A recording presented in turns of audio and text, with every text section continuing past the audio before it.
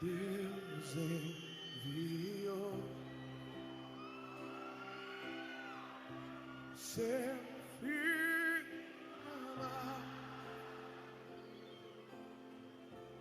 pra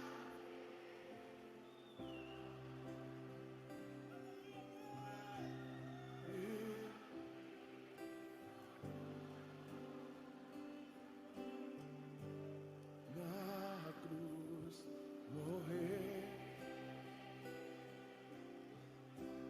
por meus pecados, mas ressurgir é vivo como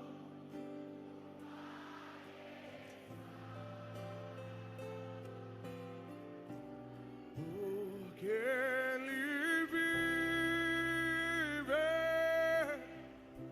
eu posso crer. Porque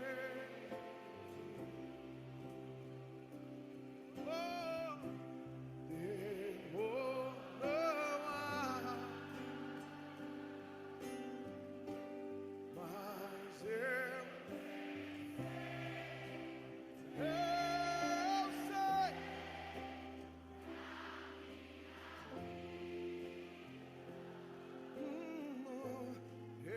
Está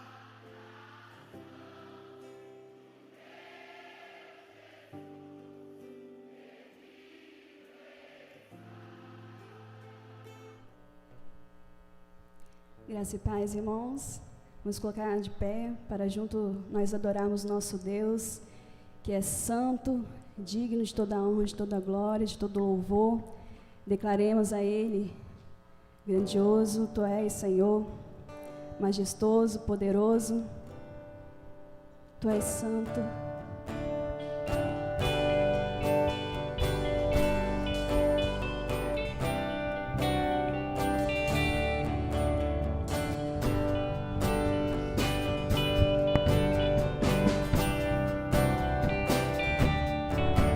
Tu és santo, Tu és santo, poderoso, poderoso, Tu és digno Tu és digno de adoração. de adoração. Eu te sigo, Eu te sigo, eu te ouço, eu te ouço, para sempre para sempre te amarei. te amarei. Ele é o meu Senhor, Ele é o Rei dos Reis, Ele é o Pai de amor, poderoso Deus, é o Emmanuel, Ele é o grande eu sou, Ele é o Cordeiro que me salva, Ele vivo está, Ele ressurgiu, sempre reinará, Ele sempre existiu, Ele é o Alfa, o Ômega, o início e o fim, Salvador e Messias, amigo pra mim, Príncipe da paz, só por Ele eu viverei.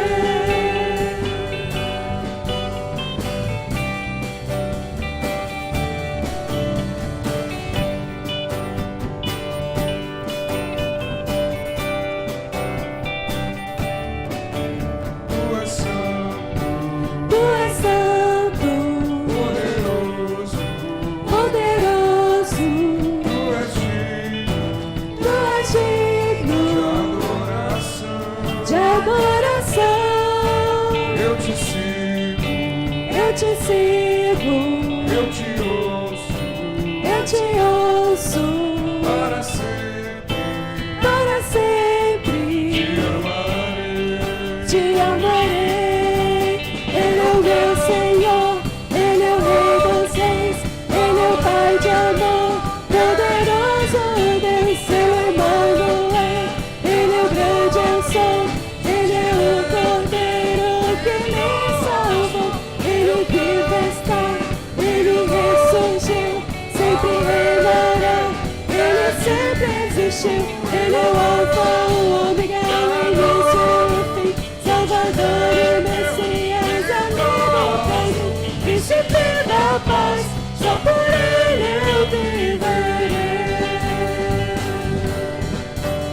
Príncipe da paz, só por Ele eu viverei.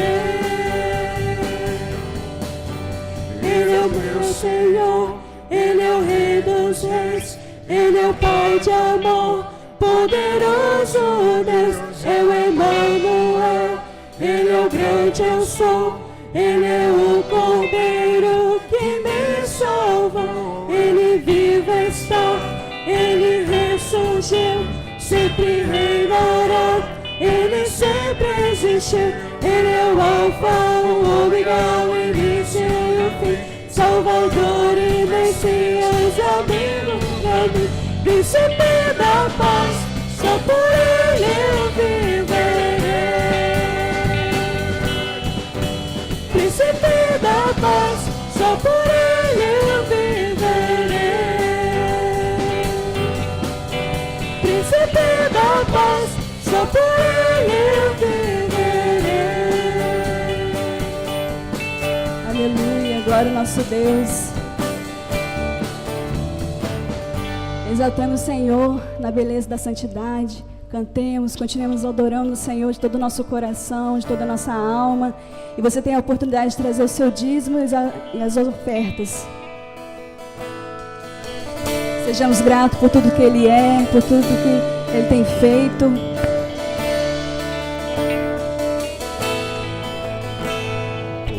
Tudo que tens feito, por tudo que vais fazer, por tuas promessas e tudo que és, eu quero te agradecer com todo o meu ser. Por tudo que tens feito, por tudo que vais fazer, por tuas promessas e tudo que és, eu quero te agradecer com todo o meu ser. Te agradeço, meu Senhor. Te agradeço, meu Senhor.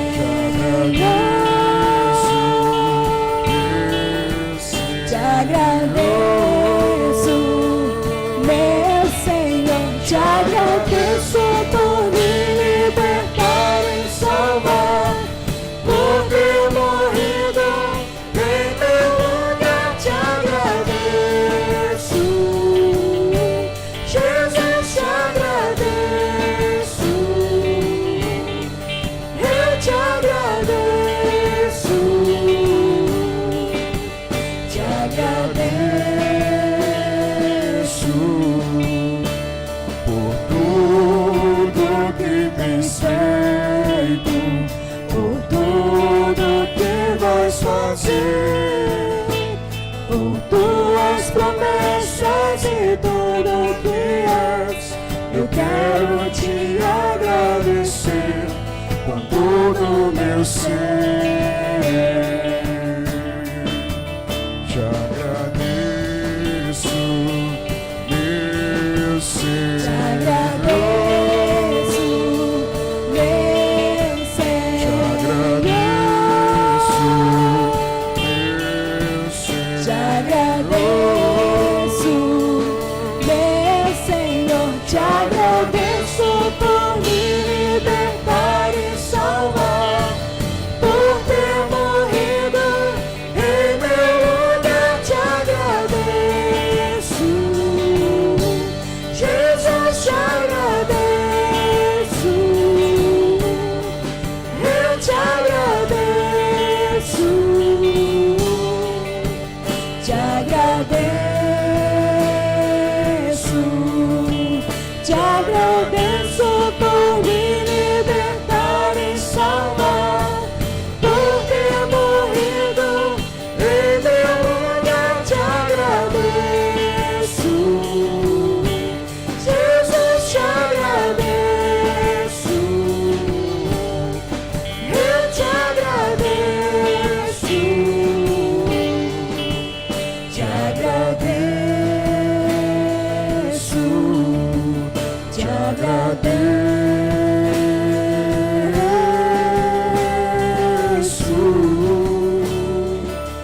Senhor, nós te agradecemos por tudo que Tu és, por tudo que Tu és em nossa vida, Senhor. Sem Ti nós nada somos. Te agradeço por ter morrido na cruz para nos salvar. Te agradecemos, ó Pai, por cada vida que está aqui nesta manhã, Senhor. Abençoa cada um de nós, ó Pai. Fala, Senhor, continua falando nos nossos corações. Use Teu servo, Senhor, para a Tua honra e glória, Senhor. Te agradecemos pelos dízimos e as ofertas, Senhor. Te agradeço por tudo, Senhor. Em nome de Jesus que eu te agradecemos. Amém.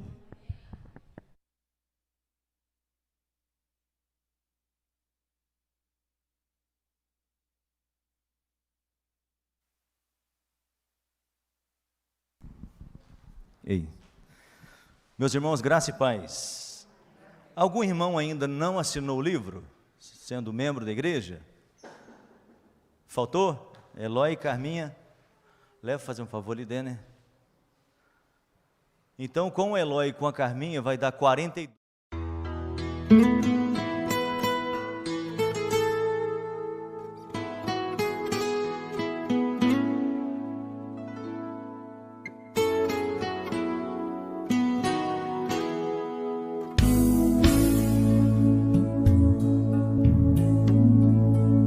Causa surpresa para muitos hoje em dia rever histórias que o tempo não levou, como os discípulos deixaram suas redes, o seu pão, a sua.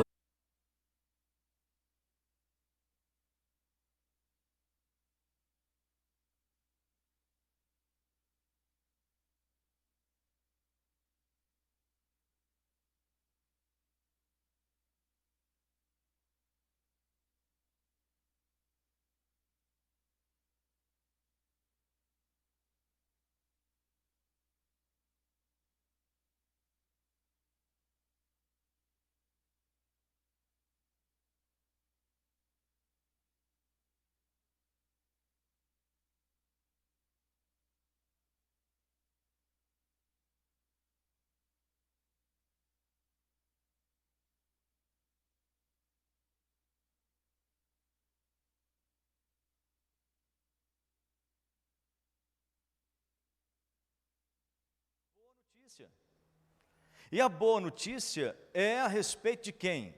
De Jesus. Então ele não pode ser qualquer evangelho, não é? Tem até aí o evangelho segundo não sei quem, né? O evangelho segundo... Não, o evangelho aqui é o evangelho segundo o nosso Senhor Jesus. E é esse nome que está acima de todo nome. Então você vai abrir aí a sua Bíblia em Hebreus, no capítulo 2.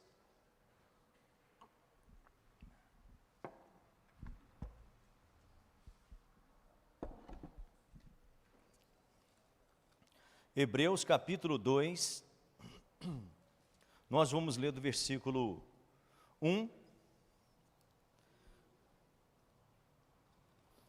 ao versículo 4, mas nós vamos dar uma sequência em todo o capítulo 2, para a gente poder ficar mais inteirado aqui nesta palavra. A respeito da ceia do Senhor, logo após aqui, esse momento da nossa escola dominical, os irmãos que não virão à noite, né, poderão ficar aqui comigo para a gente poder fazer a celebração da ceia para aqueles que não podem estar aqui à noite. Então nós vamos fazer um momento separado aqui de manhã. E à noite nós vamos ter a ceia então para todos aqueles que puderem vir. Tá bom? Combinado?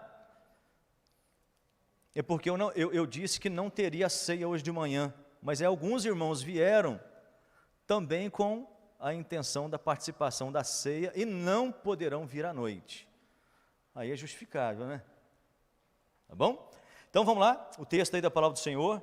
Por esta razão importa que nos apeguemos com mais firmeza às verdades ouvidas, para que delas jamais nos desviemos.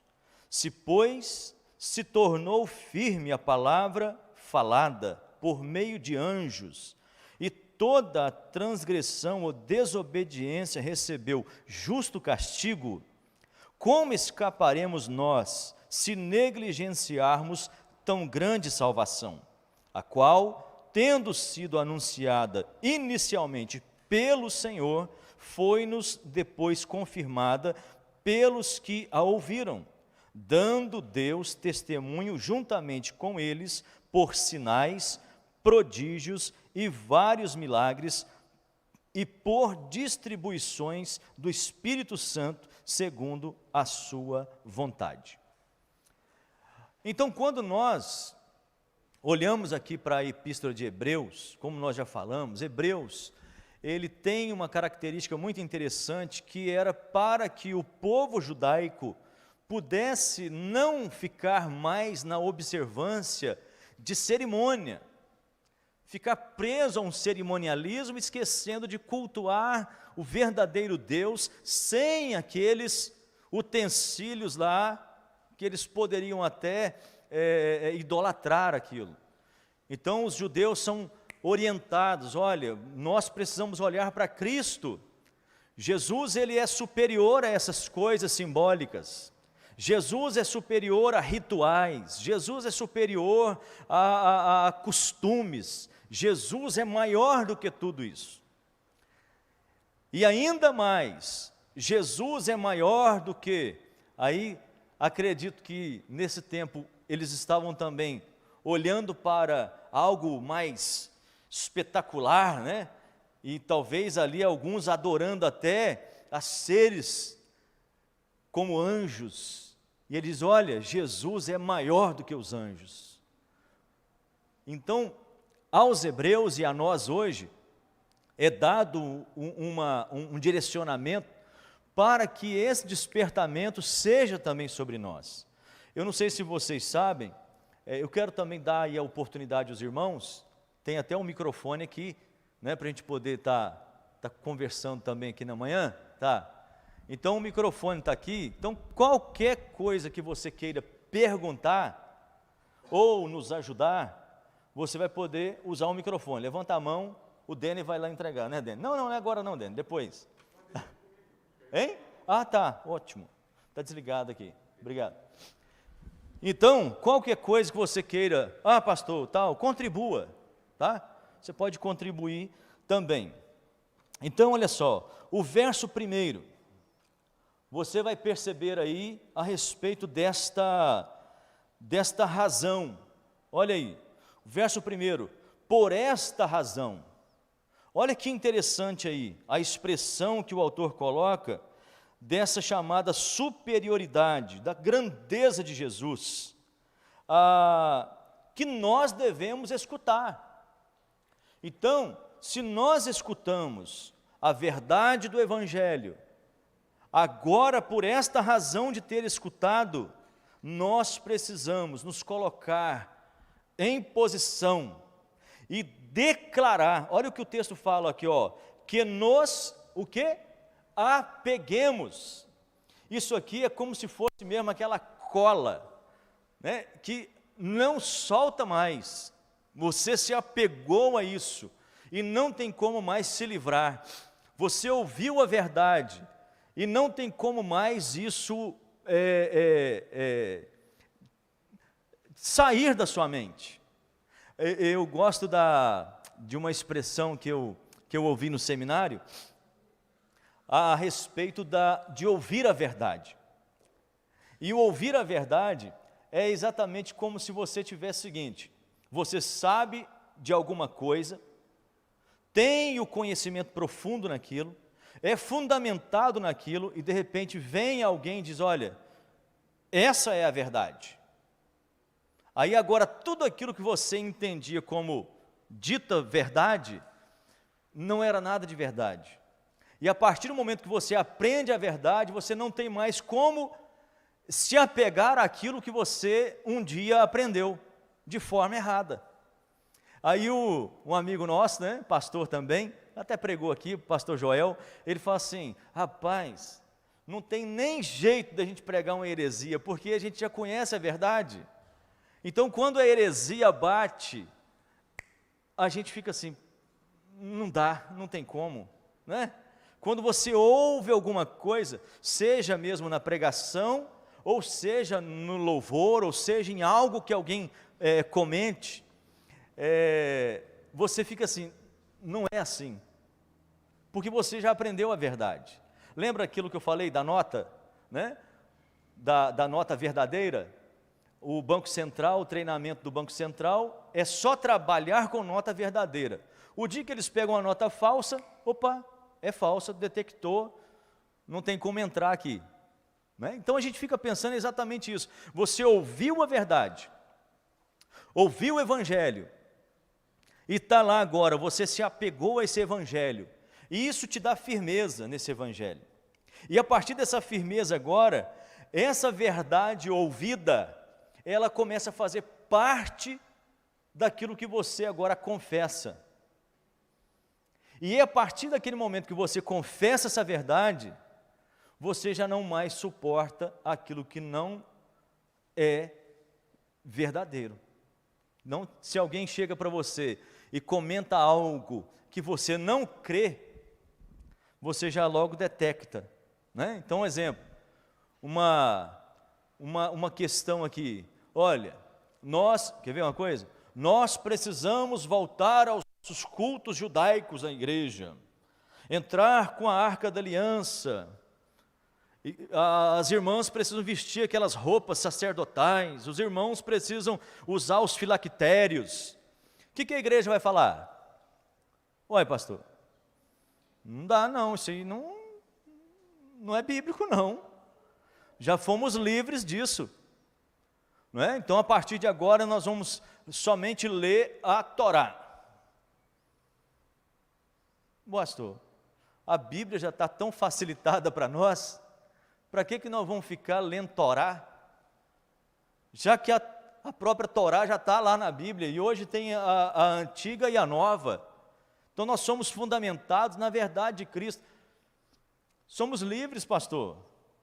Então não adianta querer muitas vezes jogar peso em cima daquilo que não é verdade, que a gente vai embolar naquilo próprio. Olha o quanto de gente está embolando. A igreja brasileira está embolando naquilo que eles mesmos estão fazendo. Chegou o ponto agora deles terem que explicar aquilo que eles não conseguem mais explicar. E aí, o que nós temos visto é que há hoje, presta atenção, hoje, um levante dentro da igreja evangélica, ou dita evangélica, que está voltando para as bases. Sabia? Estão voltando para a prática bíblica. Há muito erro aí ainda, mas essas pessoas não estão suportando mais. Aquilo que Jesus falou lá em Mateus capítulo 11, está sendo hoje declarado de uma forma gloriosa, né? Eles estão cansados, sobrecarregados, e eles colocaram a esperança deles no sal grosso, no sacrifício, na fogueira, na rosa ungida, no anel de não sei o quê, na roupa ungida pelo não sei quem, e eles estão chegando ao ponto de não mais suportar isso. E agora sim, eles estão dizendo, olha, realmente, Cristo é superior a isso. E eles estão voltando seus olhos para a verdade. E é o que nós precisamos, irmãos. Aí quando nós olhamos para isso, as pessoas ficam assim, puxa vida, mas esses dias eu estava conversando com uma pessoa, e ela falando exatamente, ela falou, nossa, a igreja presbiteriana, ela tem uma leveza na doutrina, tem uma leveza no culto, parece que não tem nada que pese a gente mais, não obrigue a gente mais. Aí ele começou a contar o que tem na igreja dele, o que faz lá na igreja dele. Ele falou, nossa, é muito complicado, é explicar mais o que é tão simples. Então o evangelho é simples, o evangelho quando ele abre, né, a nossa mente, o nosso coração, não tem mais outra coisa que possa nos encher ou nos preencher. Então o versículo 1 fala aí para nós, que nós precisamos nos apegar a isso.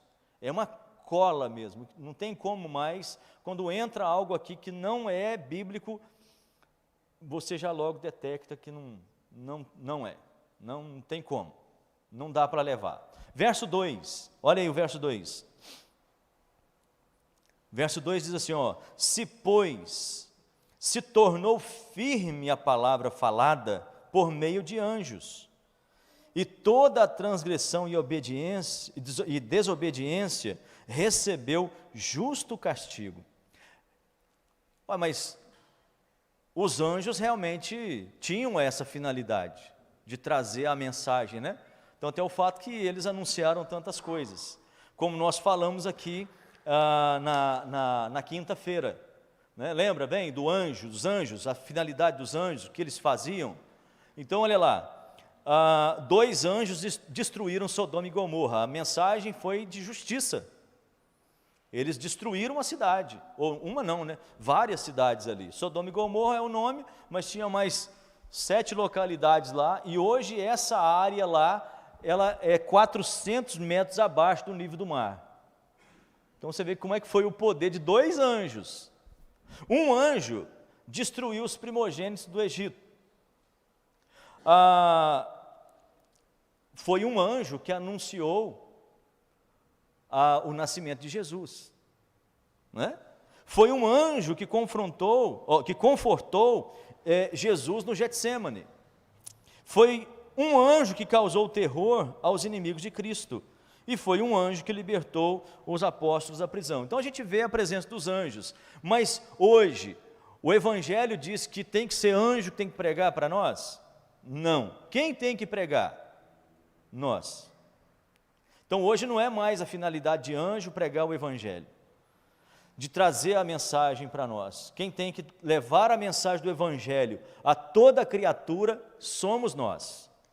Ainda que os anjos ficam, como diz lá no texto de Pedro, né? Eles anelam em perscrutar, eles ficam assim, não estão entendendo nada, né? Como que Deus quer usar um povo tão ruim, poderia usar a gente? Um anjo só faz tanta coisa, você viu aqui? 2 anjos destroem um monte de coisa, já viu? Já pensou se os anjos hoje pregassem o Evangelho? Né? Mas Deus não deixou isso para anjo, Deus deixou isso para nós. Pode ser que o negócio está demorando mais por causa de nós mesmos. Como Paulo mesmo fala aos filipenses, ele está constrangido de permanecer aqui, mas é melhor que ele estivesse no céu, que é lucro, não é? O lucro é estar no céu. Então por que nós não estamos no céu ainda, pastor? Porque nós não pregamos o Evangelho. O tempo, claro, quem vai revelar isso é o Pai, que vai dizer para Jesus, ó, acabou, chegou o tempo, mas a igreja de Jesus hoje, ela está muito mais presa à terra, ela está terrena. Esses dias agora, eu recebi uma ligação de uma pessoa dizendo para mim, pastor, quanto tempo eu não ouço falar de céu? Aí liguei a live da igreja do senhor, e o senhor está falando de céu, já tem uns domingos aí que o senhor só fala de céu, continua falando de céu, porque parece que quando a gente fala de céu, a gente começa a entender de uma forma diferente esse negócio na terra, porque a gente briga por tanta coisa na terra, já viu? A gente briga pelos nossos direitos, a gente briga no trânsito, a gente briga com o cachorro, a gente briga com a mulher, a gente briga com tanta coisa, a gente quer o nosso direito de qualquer jeito, e de repente quando a gente vai se desprendendo a esse céu, a essa terra, a gente começa a viver numa atmosfera diferenciada, entender que nós não somos daqui, nós somos peregrinos, estamos em terra estranha, somos forasteiros, isso tudo é temporal, e nós não temos que ficar muitas vezes tão agarrados a essas coisas, temos que fazer o melhor, claro, temos que fazer o que for possível aqui nessa terra aqui, mas sabendo que isso tudo aqui, aí ontem eu estava conversando com a Dirlene, e a gente conversando, eu falei assim, eu acredito que todo mundo deveria passar por uma UTI, não estou desejando mal para vocês não, estou desejando bem, porque depois que a gente passa por essa chamada UTI, Você sabe que a gente não fica olhando mais como a gente olhava. A gente olhava de uma forma tão, sabe, tão possessiva, tão materialista. E lá na UTI, você aprende que você não é nada. Lá na UTI, na minha cabeça, eu estava trabalhando a minha mente para dizer o seguinte para mim mesmo, olha, você não é nada, senhor. Olha, o mundo está lá fora, o mundo está vivendo, o mundo está fazendo os seus negócios, o mundo não vai parar por causa de você, rapaz. O mundo não vai se tornar diferente porque você vai morrer. Então, se é para continuar na terra, que você seja útil. Se é para continuar na terra, que seja para você glorificar o seu Deus. Se é para continuar na terra, então passe a lutar pelo Evangelho, a brigar pelo Evangelho, a apontar o caminho para o céu. Então, é isso que, aí a Dirlene chegou à conclusão assim, então a gente desejar para alguém, né, que foi para o céu, isso não é algo ruim, não.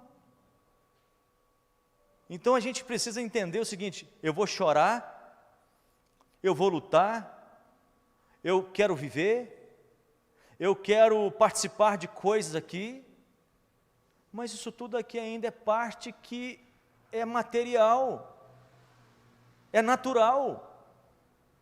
Mas se Deus nos desprender disso aqui e nos levar para a glória, não é isso que a gente prega, não é isso que a gente fala para os nossos filhos, não é isso que a gente diz, olha, o céu é melhor. Aí quando o céu começa a se aproximar da gente, a gente fica desesperado. A gente fica apavorado. Aí, né, a Dirlene falou assim, nossa, você está falando tanto disso, parece que você quer morrer. Eu falei, não, é porque a partir do momento que a gente passa por essa fase, a gente já não liga mais. O céu está tão presente agora em nós, e o céu precisa estar presente em nós. Sabe, se o céu estiver presente em nós, menos da terra a gente vai ser. A palavra da terra é pagão. A ideia antigamente, né, que era pregado sobre o paganismo, era quem não estava ligado à igreja de Cristo. Claro que é uma ideia diferente naquela época, né, ligado a uma igreja, uma instituição, que tinha ali o poder, o domínio, o controle sobre as pessoas, mas olha quando nós olhamos para aquilo que Deus colocou em nós, Deus colocou a eternidade em nós, então nós já ouvimos isso, nós temos que nos apegar a isso, nós temos que nos apegar àquilo que é de Deus. Antigamente, eu acho que não tem tanto tempo assim, a gente quando ouvia que um crente tinha morrido, eu não era evangélico na época, eu ficava assim, como é que pode? O crente morre lá, eles não choram, eles começam a cantar, eles fazem festa, eles não choram. Aí de um tempo para cá, a gente começa a ver nos ofícios fúnebres dos crentes, um choreiro só. Parece que perdeu algo que não é por um pouco tempo. Mas pastor, então, o que o senhor está querendo dizer? Eu estou querendo dizer que tem que dar valor à vida, sim, mas aqueles que vão para o céu, eles estão melhor do que nós. É como o Apocalipse diz, eles estão clamando e dizendo, olha, vai, a igreja aqui dizendo, vem, né? A igreja lá sabe que lá é melhor, e a igreja lá diz, vai Senhor, e Jesus está só esperando o comando do Pai, vai, aí a igreja está aqui dizendo assim, não vem agora não, nós temos que acabar aqui com algumas coisas ainda, não casei, não namorei, né? Não fiz ainda a minha casa própria, calma aí, a igreja está dizendo, vai Senhor, a igreja, não, calma, aí nos cultos a gente canta, Maranata, Maranata, vem Senhor Jesus, aí quando começa o trem a apertar, dá um tiro no céu, ai Senhor, será que o Senhor vai voltar agora? A gente fica com medo de Jesus voltar, não é? Por quê? Porque a gente está agarrado aqui, a igreja de Jesus está agarrada na terra, está agarrada na terra, por isso que a gente briga tanto, fala tanto, por isso que a gente reclama tanto, porque a gente está agarrado na terra. Mas aí, esses dias eu conversando com outro irmão, a filha dele foi chamada para a glória, e eu pude falar isso com ele, e eu disse para ele, olha, ela está no melhor lugar, ela está no lugar que você ensinou para que ela estivesse. E ele disse assim, nossa, que palavra de conforto, que palavra de conforto, sabe por quê? Porque muita gente chega assim, tadinha, né? Estava tão nova, mas qual é a época de ir para o céu? Qual é a época? É quando estiver velho? É só quando estiver velho? Novo não pode ir para o céu? Né? Bramúcia aí tem aí, né? Bramúcia é a experiência da menina, né? Sempre ensinou ela o céu. Hoje não tem mais dor, não tem mais choro. A gente que fica na terra chora a saudade, não é? A gente chora pela falta. A gente chora porque a gente quer que essa pessoa esteja aqui com a gente. Não é assim? Porque nós somos também sentimentais. Isso faz parte da nossa humanidade. Mas agora, estar no céu é o melhor lugar que alguém possa estar, possa querer. Só que a igreja parece que não quer. Vocês compreendem isso? A igreja parece que ela quer ir para o céu, mas não agora. Quando? Quando? Aí parece que é frustrante. Quando alguém diz assim, pastor, o senhor estava lá na UTI, o senhor pensou na morte? Eu falei, não. Não. Ué, mas não pensou na morte? O senhor deixar aqui a esposa, os meninos, os netos? Eles iam chorar por um tempo, daqui a pouco estaria tudo normal. Eu ia fazer parte, vai ter uma lacuna nisso aí, mas eu estar num lugar muito melhor. Quem já morreu não tem medo de morrer. Não é isso? Nós não fazemos parte da segunda morte, nós já morremos. Já morremos com Cristo. E uma das coisas que mais choca, o senhor tem medo de morrer? Não. O senhor está desesperado? Não. O senhor sabe que o senhor vai ter que fazer esse procedimento, né? Sim. Vai ter que fazer, vai furar, vai isso, vai aquilo, vou. Mas o senhor está tão conformado? Sim. Mas que conforto é esse? Eu sei para onde eu vou. Mas parece que você não ama quem está aqui na terra? Amo. E aí a resposta final foi quando eu assisti lá o ofício fúnebre do pastor Léo, né? Lá de Governador Valadares. A irmã dizendo, né, a esposa dele, a Janita, vamos lá nele, né, Janita, estava participando, né? A esposa dizendo, ele está no lugar que ele sempre pregou, e agora ele está lá.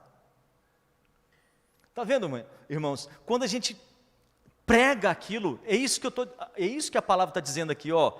Nós precisamos nos apegar. Essa palavra tem que estar tão grudada, tem que estar tão colada. Essa palavra, ela resume bem aquela ideia de Enoque. Lembra a ideia de Enoque? Como o texto diz lá? Lembra aí para mim. Como que o texto diz? Enoque andava com Deus e o quê? E já não era. Olha, eu fico todo arrepiado. Porque é lindo demais isso. Ele andava com Deus que ele já não era mais Enoque, ele já não era mais ele era tão de Deus e menos dele. Então, meus irmãos, a gente tem que andar com Jesus, das pessoas olharem para nós e nos apelidar mesmo. Olha lá o cristão, olha lá o servo de Deus, olha lá, ó, anda com Jesus, olha como que ele parece com Cristo, o jeito dele falar, o jeito dele andar, o jeito dele orar, olha como que ele parece com Cristo, porque já não é mais o Heron, já não é mais você, já não é mais, nós precisamos, sabe, grudar nisso, que a gente crê, que a gente prega. Não, mas você só fala de evangelho, só fala de Bíblia, só fala de Jesus, porque eu não sei falar outra coisa, a não ser isso, eu não sei viver sem Cristo, e é por isso que essa palavra fala. Então olha só a grandeza, a grandiosidade desse chamado evangelho. Então olha aí o verso de número 1 a 4, ele fala para nós de nos apegarmos, fala das verdades ouvidas, fala que para que delas jamais nos desviemos. Qual é a primeira atitude de alguém que está desviando? Para de ler Bíblia. A primeira atitude, quer saber se o crente está quente ou frio? O morno, né? Melhor. Quer saber se o crente está morno? Porque morno dá vontade de vomitar, não é assim que diz lá na Bíblia? Quer saber se o crente está morno? Você pergunta para ele assim: você está lendo a Bíblia, irmão? Sabe o que é, né, pastor? Eu não gosto de ler. Lê o Facebook, lê o WhatsApp, lê Instagram, lê tudo, mas a Bíblia não lê, né? Lê jornal, lê tudo, hoje tudo tem que ler, não é assim? Mas ele não quer ler Bíblia. Então a primeira situação quando alguém está desviando do caminho é quando ele não lê Bíblia. Mas pastor, eu não sei ler, mas tem áudio, vai ouvir. A fé vem pelo ouvir. Põe hoje lá no seu celular, tem Bíblia em áudio. Irmãos, nós não temos desculpa nenhuma. Antigamente os irmãos tinham desculpa porque eles nem Bíblia tinham em casa. Era uma Bíblia só, que era do pastor. E muitas vezes quando o pastor deixava na casa do irmão lá, né? Deixava lá para o irmão poder ler Bíblia lá. Era uma Bíblia, o negócio era escasso. Hoje não. Hoje você pode ter, você está lá na roça, lá no alto do não sei aonde lá da virada do Cantagalo. Você tem internet lá. Tem internet. Hoje você pode ouvir, assistir o culto. Se você não quer assistir o pastor Heron, você pode assistir quem que você quiser. Você pode escolher. Antigamente falava assim: o crente DVD, né? O crente DVD, porque escolhia o DVD. Hoje, meu irmão, não tem isso mais. É tanto culto que tem na internet, fica até perdido. Sabe, é para todo gosto. Então não tem desculpa mais. Outra coisa, quando a gente começa a ver que o crente está desapegado, está perdendo a cola, é quando ele começa a não querer mais vir na igreja. Quando ele já não dá mais motivo nenhum. Fulano, você está sumido? Sabe como é que é? Estou trabalhando demais. Para trabalhar vai, mas para vir na igreja não vem. É porque lá no trabalho ele tem muito mais bênção do que na igreja, né? Claro. Lá ele ganha dinheiro, na igreja ele não ganha dinheiro, né? Lá ele tem que obedecer o patrão, aqui ele não tem que obedecer ninguém, não obedece Deus, não obedece pastor. Outra coisa, né? A terceira condição de alguém que não está no caminho de Deus é quando ele começa a desobedecer tudo. Quando o cara quebrou a sua intimidade com Deus, minha irmã, meu irmão, eu estou namorando, meu namorado não quer mais ir na igreja. Você pensa bem se você entra nesse negócio, né? Meu marido não quer mais vir na igreja, porque lá só tem gente ruim. Mas gente, mas que tem gente ruim mesmo, eu sou o pior deles, né? Me mostra um lugar que é bom, que eu vou lá estragar, mesmo, porque a gente é ruim mesmo. Então a gente começa a ver quando começa a desapegar. E a quarta coisa é quando ele começa a amar mais outras coisas do que as coisas de Deus. Se o homem tem capacidade de desapegar disso, o verso aí no final fala assim, ó, tão grande salvação. Ele não tem certeza nem da salvação dele. É a quinta coisa. Você pergunta para ele assim, você tem certeza da sua salvação? Tenho. Mas lá no fundo, o Espírito Santo está piscando, né? O Espírito Santo está lá dando alerta. Tem que ter certeza. Mas aquele que tem certeza da salvação, ele quer estar no meio do povo, ele quer ler Bíblia, ele quer cultuar a Deus, ele quer algo que possa oferecer para ele o alimento. É isso. Irmãos, o primeiro dia que eu deixei de ir na escola dominical, o que eu fui fazer? Eu tinha algo, eu estava assim já há uns 4 meses na igreja. Eu nunca tinha faltado em escola dominical, e dificilmente eu já faltei em uma escola dominical. E nesse dia, parece que eu tinha que ir para algum lugar, eu não poderia ir na escola dominical. Gente, que negócio mais difícil, que negócio pesado. Eu fui naquele lugar, mas assim, eu não era daquele lugar. Não era. Tinha algo que estava faltando algo ali. Aí passou a noite, eu fui para a igreja, aí parece que o domingo completou. O dia que você não vem na igreja no domingo, né? Não é que você tem que ser domingueiro, mas o dia que você não vem, é um negócio tão ruim, né? É difícil, né? Parece que... E o dia que você não está em comunhão com o irmão, o dia que você não lê Bíblia, o dia que você não ora, aí fala, você está agindo como qualquer outro lá, né? Qual novidade tem se a gente não faz absolutamente nada diferente daqueles que estão lá fora? Hoje, domingo, tem gente na praia, tem gente no churrasco, tem gente na casa da sogra, tem gente assando lá. Tem um monte de gente. Onde a gente está? Não é igreja. É pesado para nós? Não. Não é pesado para nós. É glória, é bom demais. Eu quero deixar vocês abrirem aí, né, a conversa.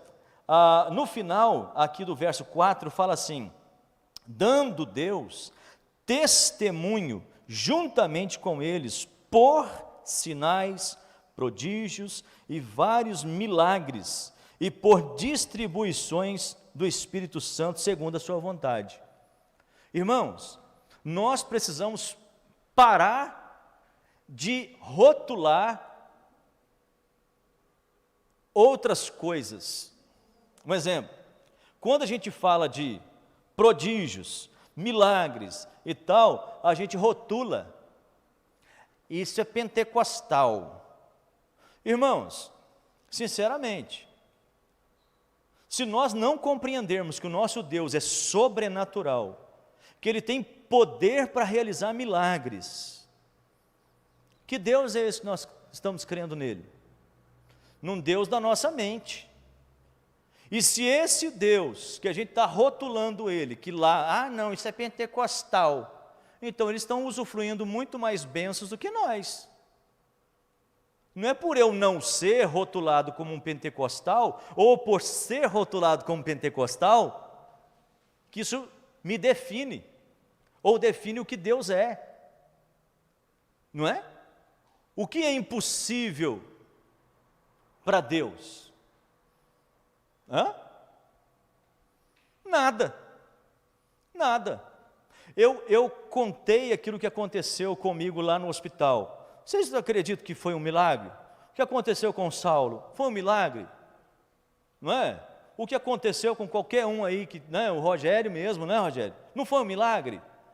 Mas passou, mas olha, quantas pessoas tiveram um problema muito menor e foi um milagre. Agora, foi um milagre. Pastor, mas o senhor falou que o céu é melhor. É muito melhor. Mas e se Ele permitiu que a gente ficasse aqui ainda por um tempo, é para quê? É para que a gente testemunhe que Deus é o Deus de milagre. é o Deus que faz, é o Deus que opera, é o Deus que cura, é o Deus que restaura, é o Deus que abençoa, é o Deus que tira essa inércia da nossa vida e nos faz apegar mais a Ele, não é? Não é por causa daquela circunstância que nós vamos afastar de Deus, muito pelo contrário, eu sou muito mais apaixonado com meu Deus agora do que antes, é isso. Mas Ele permitiu que você estivesse lá na enfermidade e permitiu que eu saísse de lá também. Mas e se você tivesse morrido? Eu estaria com Ele, né? E você saiu de lá? Estou com Ele do mesmo jeito. Só que ainda aqui é menos do que eu poderia ter. É menor. Os irmãos que estão lá na presença de Cristo. Imaginou, irmãos? Já pensou nisso aí? Pensou na sua mãe que está lá no céu, Rodrigo? Na glória do Senhor, com Jesus ali, batendo papo lá com o apóstolo Paulo. Não? Olha, irmãos, que glória! E ela lá, junto com a igreja de Cristo, dizendo: Senhor, vai. Olha lá o sofrimento deles. Olha lá essa peste agora lá, desse corona lá, matando o povo. Traz para cá, para a presença do Senhor, vai buscar a igreja, inaugura essa igreja logo. Faz esse céu pleno, para a gente poder estar aqui junto eternamente. Não é muito melhor? E aí você vai olhar que tem gente que se delicia fora da presença de Deus. Deliciar fora da presença de Deus. Deliciar na beira de uma sinuca, jogando sinuca com um amigo, né? Bebendo cachaça no boteco, isso é delícia? Deliciar lá na beira do campo, gritando lá: ô juiz, né? Isso é delícia? Nada se compara. Nossa delícia está na presença de Cristo. Se deliciar na presença do Senhor, isso é algo, sabe, muito maior do que a gente possa, assim, até imaginar. É coisa que ultrapassa o limite do nosso entendimento, não é? Ultrapassa. Aí agora, para a gente poder conversar mais, se tudo isso é para o louvor e glória do Senhor, Cristo é superior aos anjos, a despeito de sua humanidade. Então, dentro dessa expectativa humana, dentro dessa visão humana, o que nós, como servos de Deus, podemos entender de Jesus? Olha só, a primeira condição de Jesus aqui, na sua condição humana.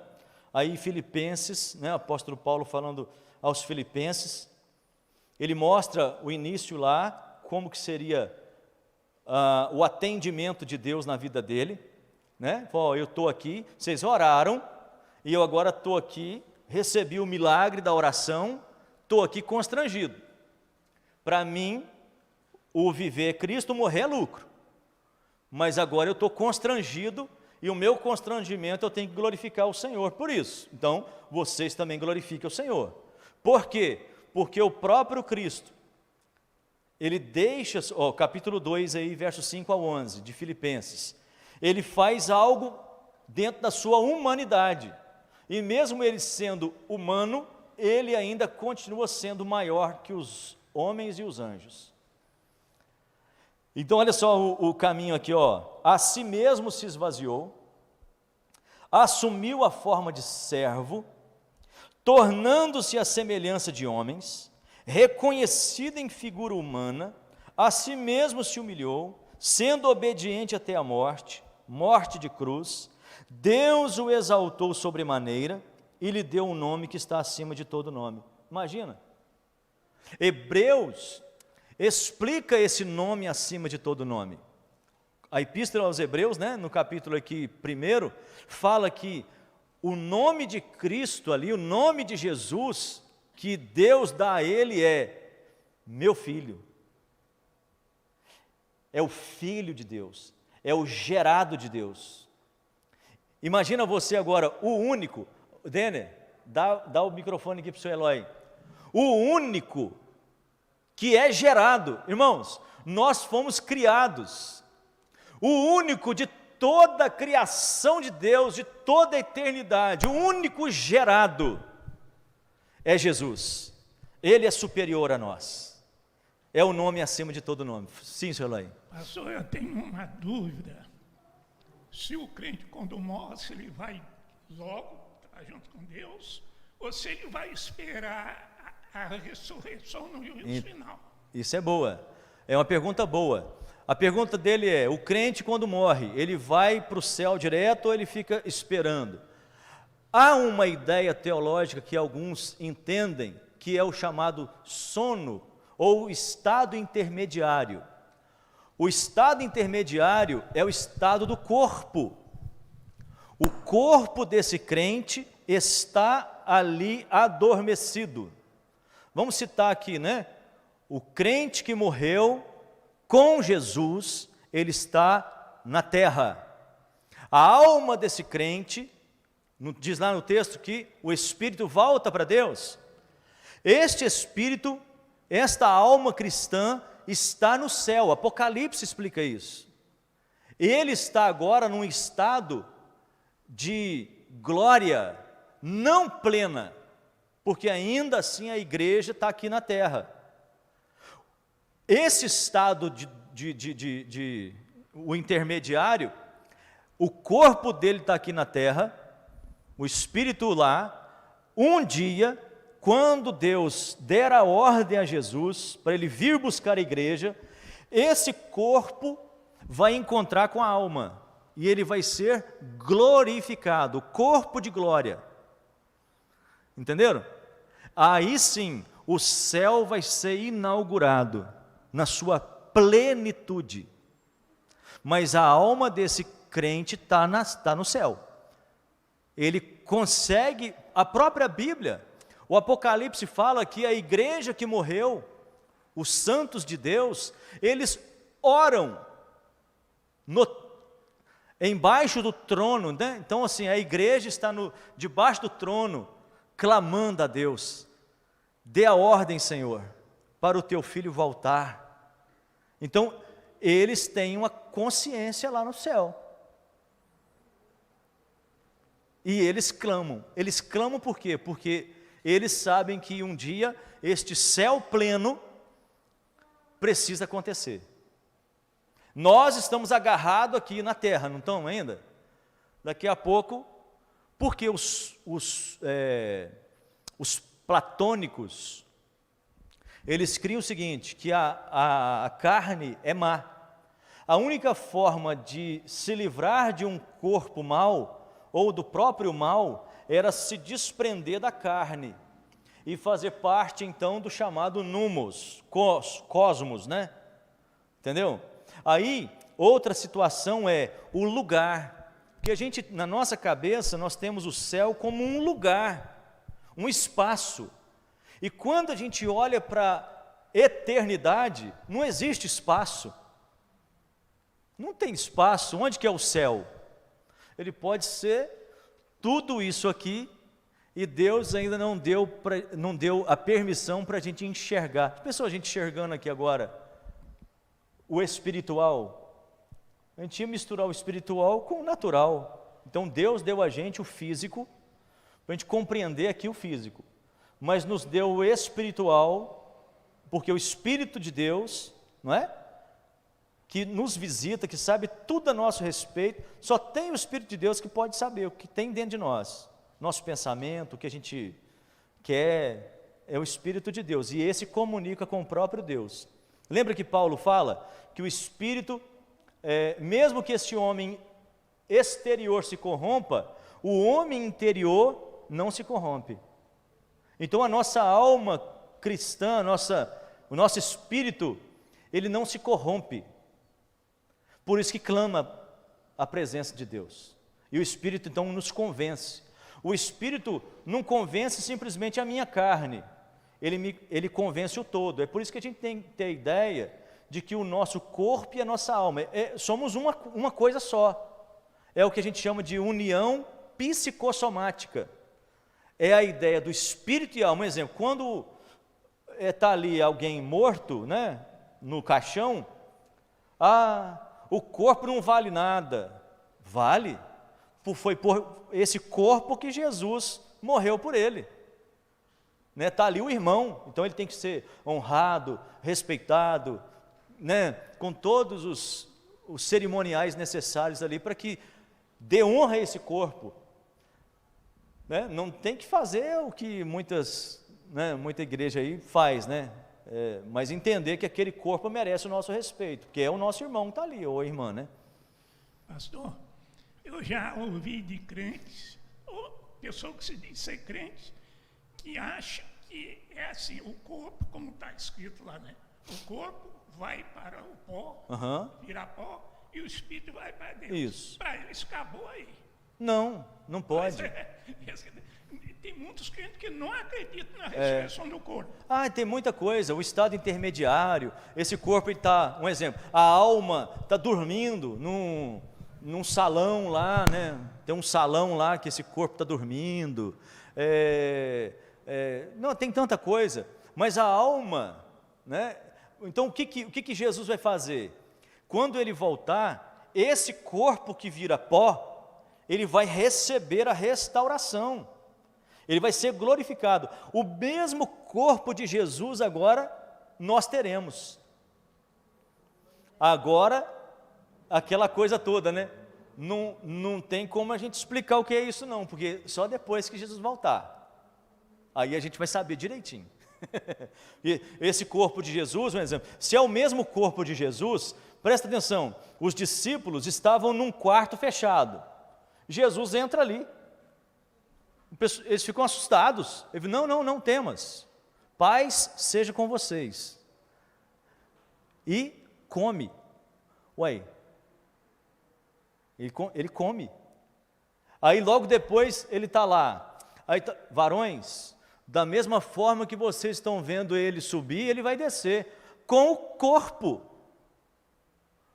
não foi o Espírito de Jesus, foi o corpo de Jesus. Olha que coisa maravilhosa. Por isso que nós somos hoje o quê? O templo do Espírito. O nosso corpo não pode ir para qualquer lugar não, gente. A gente não pode maltratar esse corpo não, esse corpo ele tem valor. Por isso que a gente tem que tratar ele melhor, tratar nossa mente, nosso coração, né? Tratar ele bem, cuidar desse corpo, porque ele é temporal. Daqui a pouco nós vamos ser glorificados com o Senhor, né? O sono da alma lá, isso é outra doutrina, não é nem bíblico, mas essa ideia do céu, os nossos irmãos estão lá, o Apocalipse fala disso, né? Os nossos irmãos estão lá, glorificando o Senhor, ainda assim, não pleno, mas eles estão lá. Hoje mesmo estarás comigo no paraíso. Como é que Jesus falou um negócio desse? Hoje mesmo estará comigo no paraíso? E o Jesus não tinha nem morrido ainda? Olha só, está vendo? Então esse Jesus, ele sabe bem o que estava falando. Alguém mais? A diferença, pastor, é que aqui na Terra, nós temos lugar que a gente pode ir e lugar que a gente não pode ir. Tem a distinção do lugar que a gente pode entrar e o que a gente não pode entrar. E depois dessa fase, aí não tem. Não tem, não. Nós podemos entrar em qualquer lugar, não é? Sair de qualquer lugar. Isso aí, não tem limite mais. A mente de Cristo restaurada no próprio homem. O homem vai receber a mente de Cristo total. Agora nós temos ela parcial. Isso mesmo. Por fé. Você quer ver uma coisa sobre a moça, irmãos? Um ensaio, a gente chama isso de um insight, né? Do céu, é o momento do Monte da Transfiguração. É o momento que céu e terra é uma coisa só. Não tem limite, não tem... É uma coisa só. Quem estava ali? Vocês viram? Lá na Bíblia está escrito o quê? Quem está lá no Monte da Transfiguração? Hein? Está lá quem? Moisés, Elias, está vendo? Aí Pedro fala assim, Senhor, vamos fazer uma tenda aqui, ué. Vamos fazer uma tenda aqui para nós, o negócio está bom demais. Ele esqueceu que tinha problema, ele esqueceu que tinha dificuldade, ele esqueceu tudo. Assim vai ser o céu, gente. Aí tem gente que fala assim, mas quando eu morrer, eu vou ficar lembrando do meu não sei quem, eu vou ficar isso. Ô gente, esse estado, um pouquinho da glória de Deus quando tem na nossa vida, que Deus visita a nossa vida. Eu estava lá na UTI, aí eu senti a presença do Senhor, mas foi tão forte, foi tão... Para mim, UTI e outro lugar, para mim era a mesma coisa. A presença de Cristo ali para mim era o necessário e o suficiente. É isso, né? Amém? Vamos terminar? Senão vamos ficar aqui até, né? Vamos acabar? Vamos orar? E só para concluir então, a ideia aqui, né, dos benefícios dessa natureza de Jesus, o verso de número 10 ao 18, ele fala então sobre, olha o verso 14 aí, só para a gente poder finalizar aqui o pensamento. O verso 14, capítulo 2, verso 14.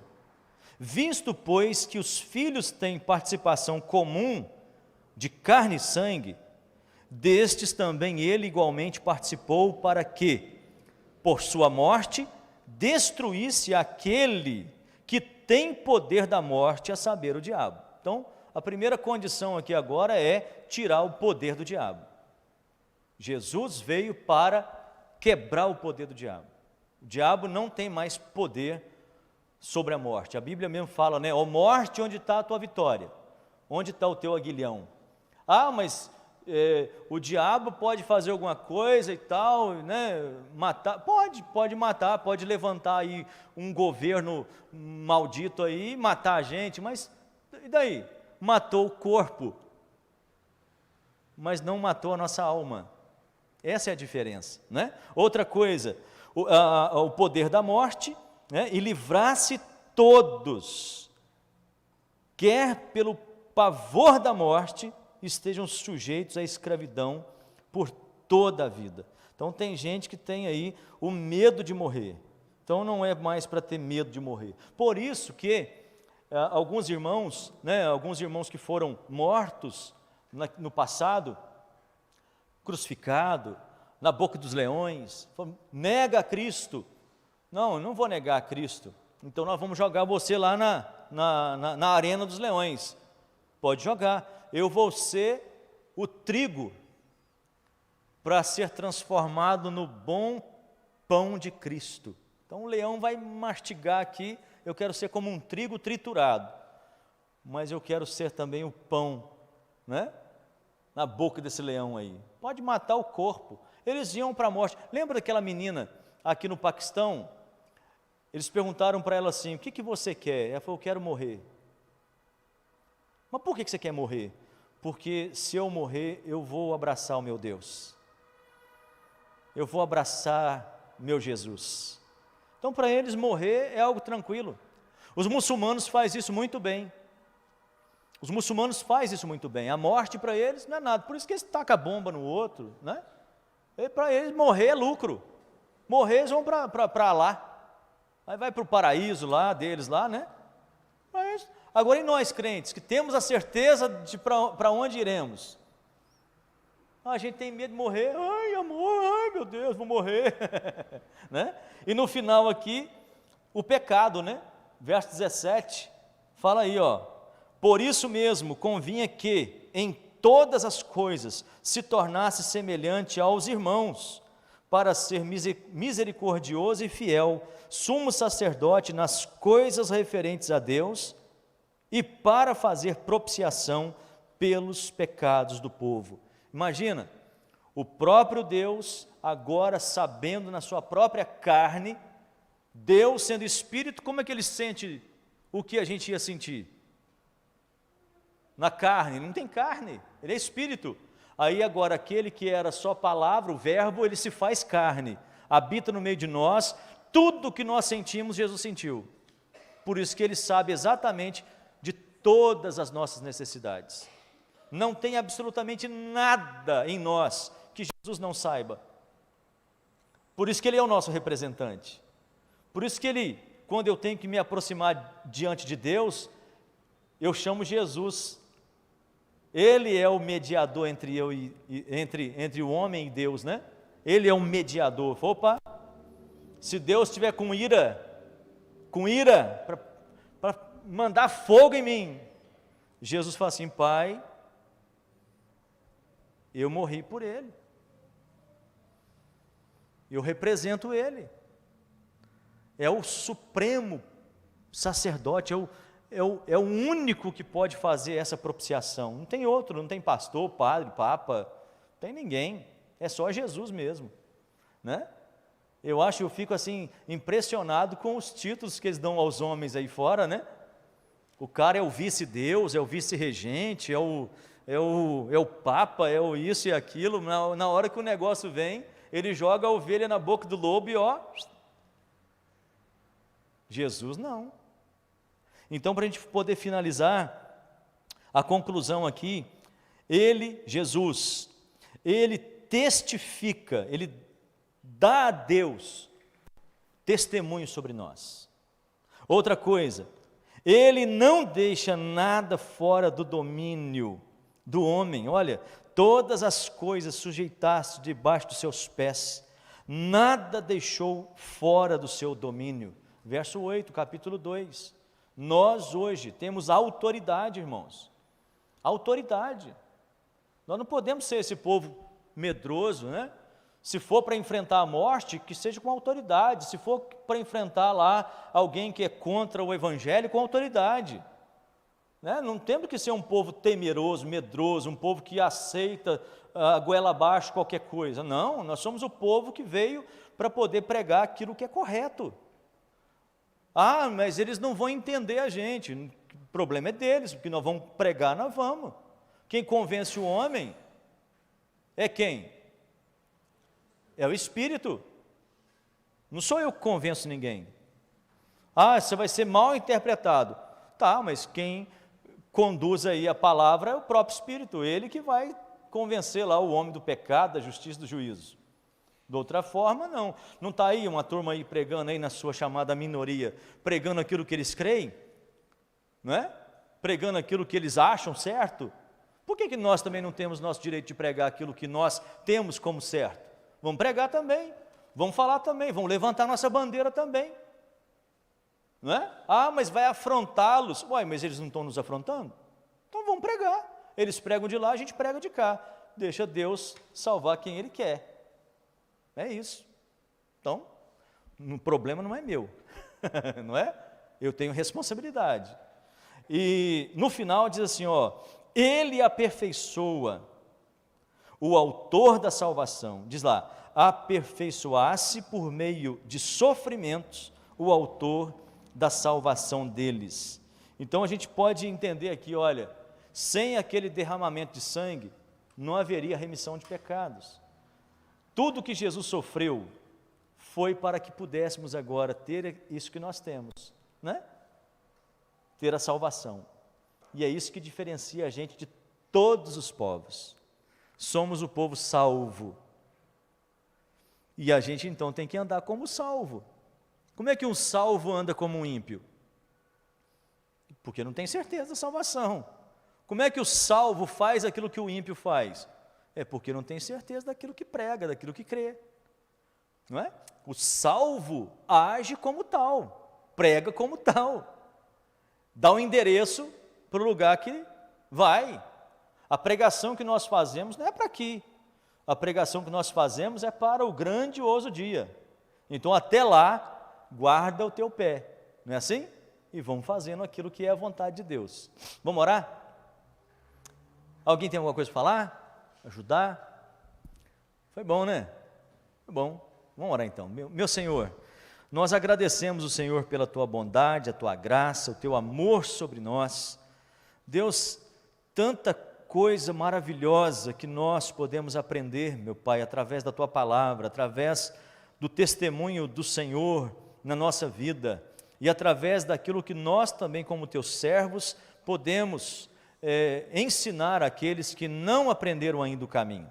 Que o Senhor nos use, ó Deus, que o Senhor nos leve àqueles que estão carentes da Tua glória e que a Tua palavra possa ser ali pregada com autoridade, com graça, porque sabendo que um dia o Senhor vai voltar para nos buscar e nós faremos parte desta igreja gloriosa, eterna do Senhor.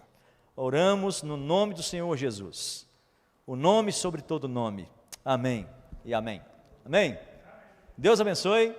Então, na paz, dia 10, vamos estar aqui na igreja, às 14h30, o seminário de louvor e adoração, e aí convido os irmãos para estarem aí comigo, para a gente poder estar aqui celebrando o nome do Senhor. Nós vamos fazer o seguinte, os irmãos que querem participar da ceia, que não vão poder estar à noite, nós vamos descer, porque os materiais estão ali na cozinha, aí a gente vai estar ali participando da ceia ali, tá bom? Amém?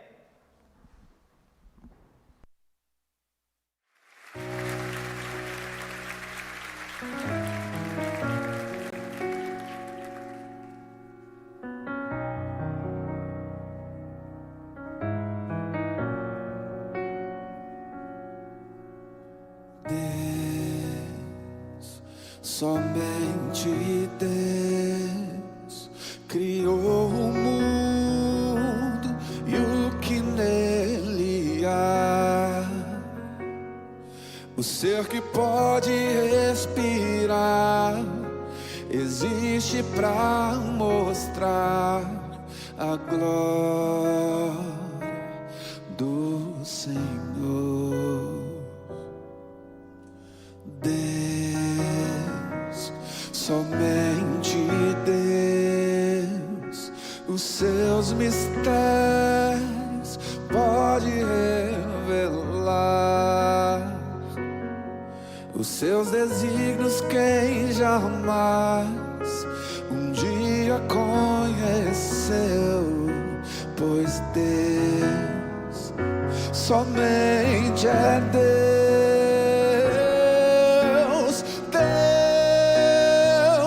Somente Deus domina o trono do universo.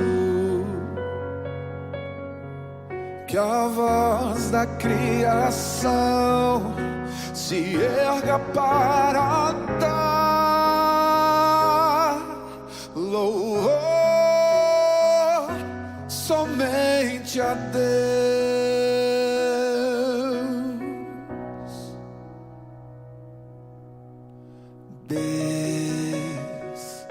Somente Deus eternamente.